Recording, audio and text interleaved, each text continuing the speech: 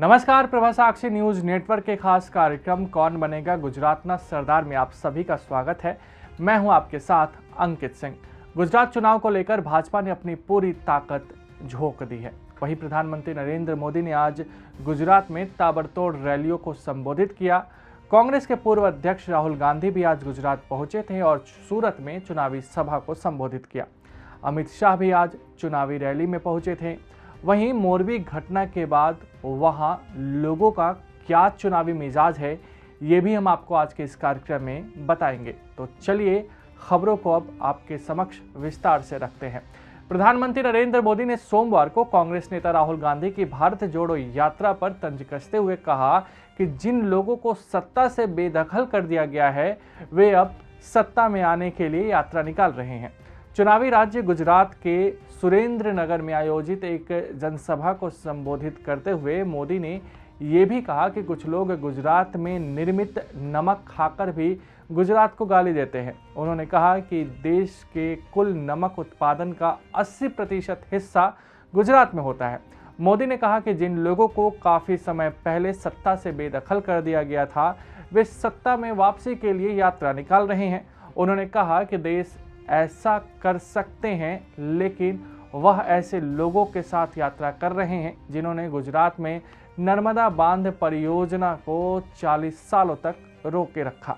इतना ही नहीं, प्रधानमंत्री ने एक अन्य रैली में ये भी कह दिया कि गुजरात में पूरी तरीके से इस बात का शोर है कि एक बार फिर से भाजपा की सरकार बनने वाली है।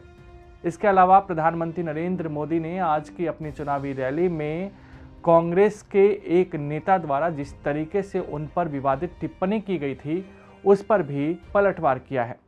प्रधानमंत्री ने कहा कि मुझे बहुत सारे लोग औकात दिखाने की बात करते हैं, लेकिन मैं तो जनता की बात कहता हूं, जनता के लिए काम करता हूं। कांग्रेस के पूर्व अध्यक्ष राहुल गांधी ने आज गुजरात चुनाव के लिए प्रचार किया। सूरत में आज चुनावी प्रचार की शुरुआत करते हुए राहुल गांधी ने जबरदस्त तरीके से मोदी सरकार और भाजपा पर निशाना साधा। अपने संबोधन की शुरुआत में ही राहुल गांधी ने आदिवासी, युवा और किसानों का मुद्दा उठाया। उन्होंने कहा कि भारत जोड़ो यात्रा में आप लोगों की सोच पूरी तरीके से समाहित है, आप लोगों की संस्कार वहां है। उन्होंने ये भी कहा कि दुख होता है किसानों से बात करके, युवाओं से बात करके, आदिवासियों से मिलकर। किसानों को सही दाम नहीं मिलता है, बीमा का पैसा नहीं मिलता है, कर्जा माफ़ नहीं होता है। इसके साथ ही उन्होंने युवाओं का मुद्दा उठाते हुए कहा कि युवा बेरोजगार हैं और उनके सपने टूटते जा रहे हैं। वहीं कांग्रेस अध्यक्ष मल्लिकार्जुन खड़गे गुजरात विधानसभा चुनाव के लिए 26 और 28 नवंबर को प्रचार करेंगे। राजनीतिक दलों द्वारा कई मौकों पर वंशवाद का विरोध किए जाने के बावजूद टिकट देते समय वे अक्सर वंशवाद की राजनीति करते ही नजर आते हैं, जो देश में होने वाले हर चुनाव की एक परंपरा सी बन गई है। यही परंपरा गुजरात विधानसभा चुनाव में भी देखने को मिल रही है, जहां सत्तारूढ़ भाजपा और कांग्रेस ने राज्य की 182 विधानसभा सीटों में 20 पर मौजूदा एवं पूर्व विधायकों के बेटे को उम्मीदवार बनाया है।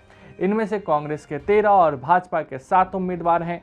गुजरात की 182 सदस्यीय विधानसभा चुनाव के लिए 2 चरणों में 1 और 5 दिसंबर को चुनाव होंगे, जबकि मतगणना 8 दिसंबर को की जाएगी।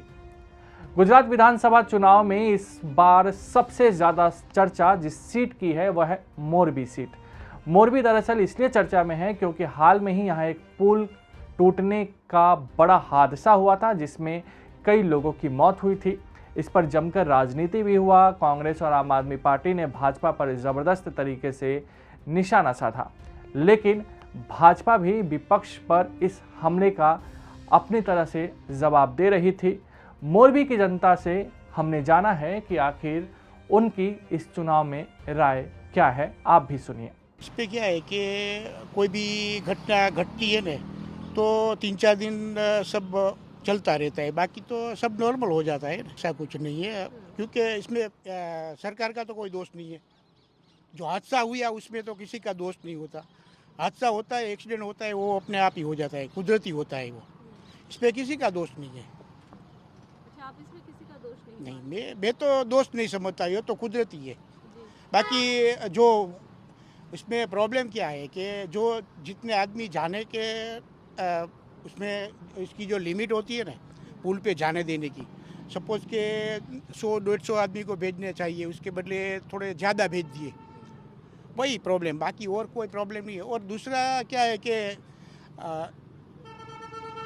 कभी सोच नहीं सकते कि ये 150 साल पुराना पुल गिर जाएगा। जो अच्छा करता है उसको देते हैं हम लोग। तो मोरबी में क्या है कि कोई प्रॉब्लम नहीं है। मैं पिछले 30 साल से हमारे बीजेपी के कैंडिडेट सिलेक्ट होते हैं, और बीजेपी के कैंडिडेट भी उसमें जो फॉर्मर MLA है ना, वो भी अंदर बचाव के लिए अंदर गए थे। हो सकता है थोड़ी टेक्निकल भी खामी हो रह गई है, जिससे वो रिनोवेट हुआ तब वो भी हो गया। और मुख्य हादसा इसलिए हुआ कि संख्या बहुत थी, डबल या 3 गुनी। मेन प्रॉब्लम ये, जो अच्छा काम करेगा उसको मिलेगा। नहीं, यहाँ कौन सी पार्टी अच्छा काम कर रही वैसे तो अभी तो चल रहा है 15 साल से कम से कम 15-20 साल से तो बहुत अच्छा चल रहा है? है कौन कर रहा है? बीजेपी। मोरबी की जनता ही वो डेवलप्ड है और जानती है, व्यापारी माइंड की है, तो वो ब्लाइंड वो नहीं करेगी, कोई भी कुछ भी ब्लाइंड एक्शन नहीं लेगी। अगर आप भी लेना चाहते हैं देश दुनिया की तमाम जानकारी तो आज ही सब्सक्राइब करें हमारे चैनल को। साथ ही नीचे दिए बेल आइकन को जरूर दबाएं ताकि हर अपडेट आप तक पहुंच सके।